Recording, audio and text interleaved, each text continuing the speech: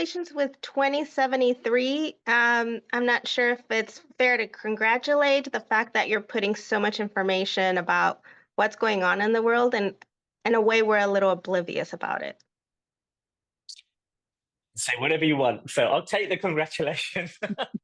I mean, every film is so hard. Any film is really, really difficult. Doing a film about this, all of this, everywhere, happening all at once is it's really exhausting actually.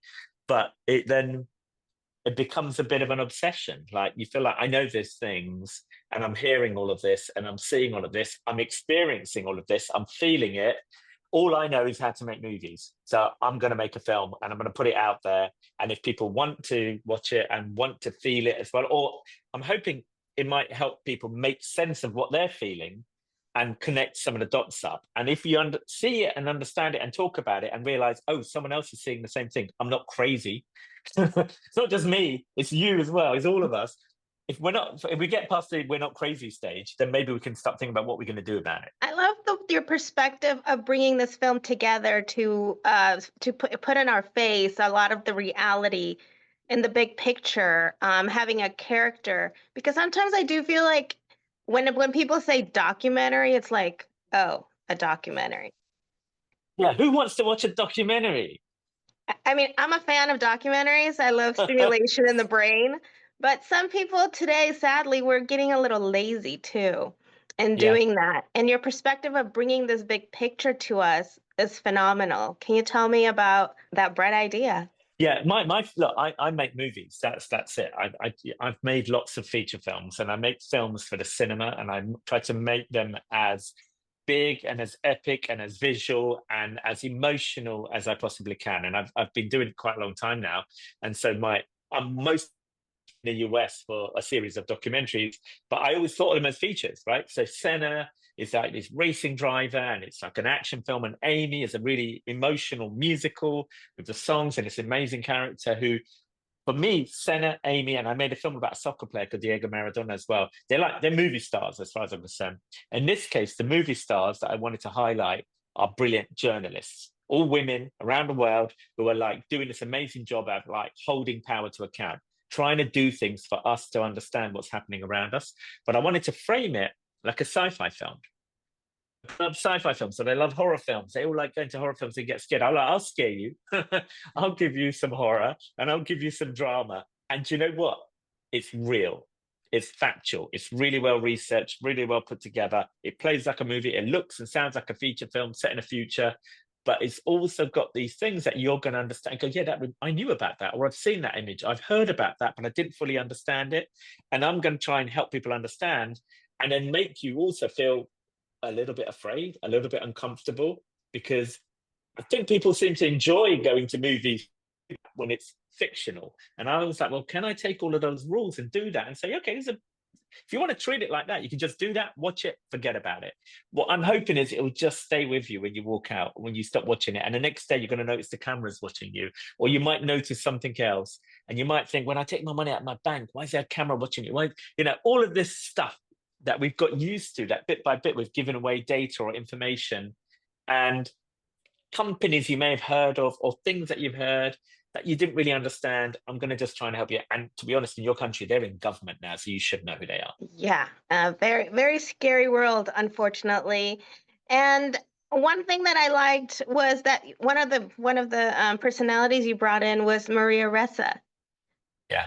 It must the footage where she's in it, is that like footage like archives, or is that actually her being interviewed for the film?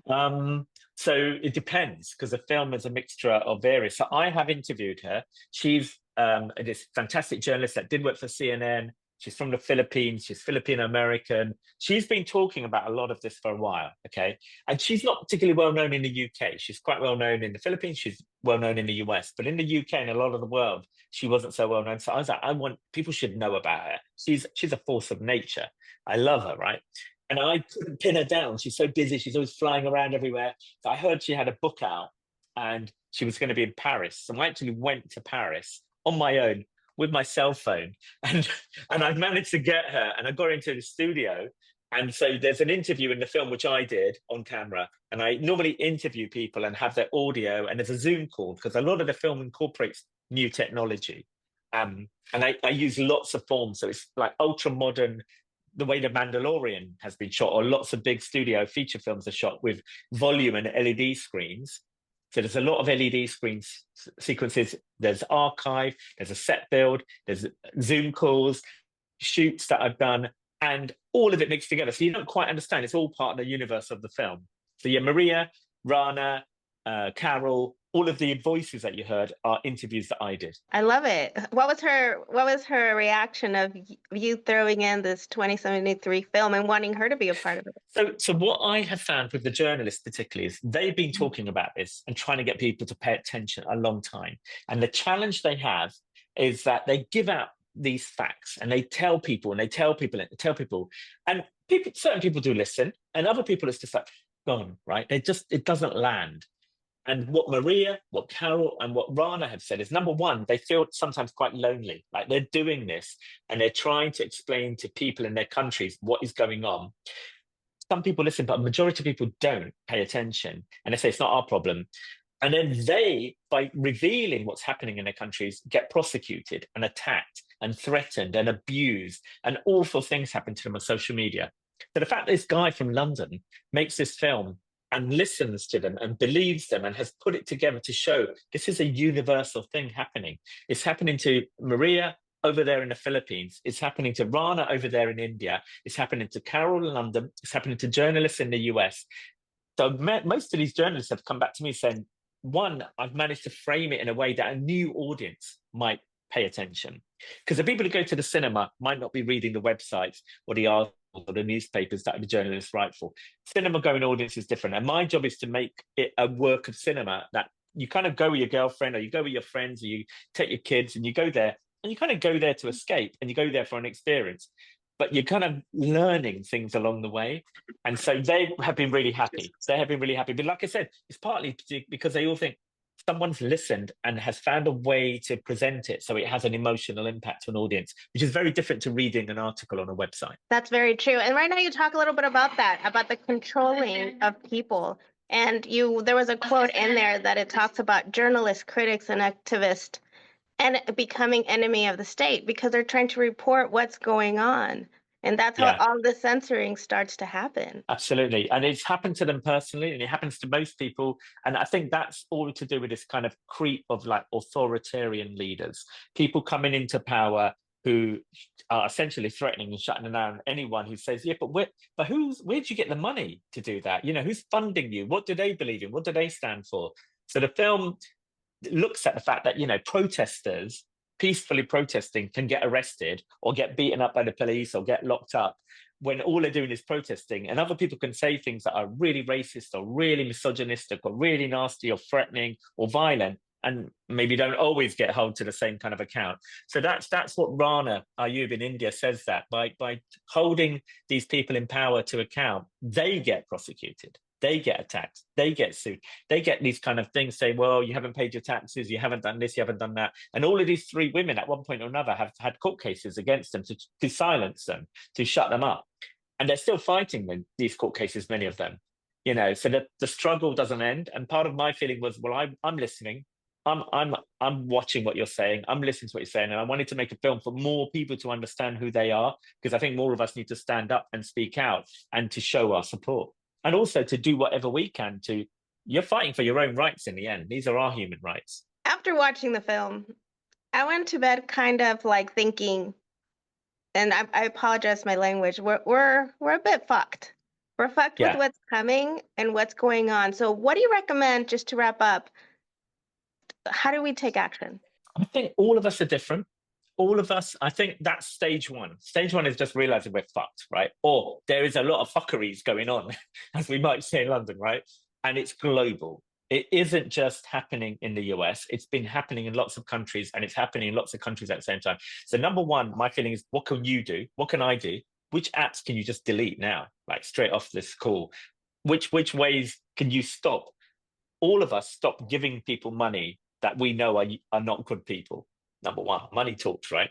Number two, like if you have family, or you have kids, or your mother or your father, a lot of people who saw the films would say, I've been meaning to talk to my mum because she just believes everything she reads on the internet. She believes everything because it's like, if it's there, it must be real. And you're like, well, no, they're trying to get you to think those immigrants are bad people because that's what they want you to think. So you will vote a certain way. And the conversations maybe that we should have had a while ago, it's not too late to have them now and to start talking. If you have kids and you have teenage kids or young kids, these devices that we're just handing out, do we genuinely know what they're seeing and what they're being exposed to when they're way too young to comprehend?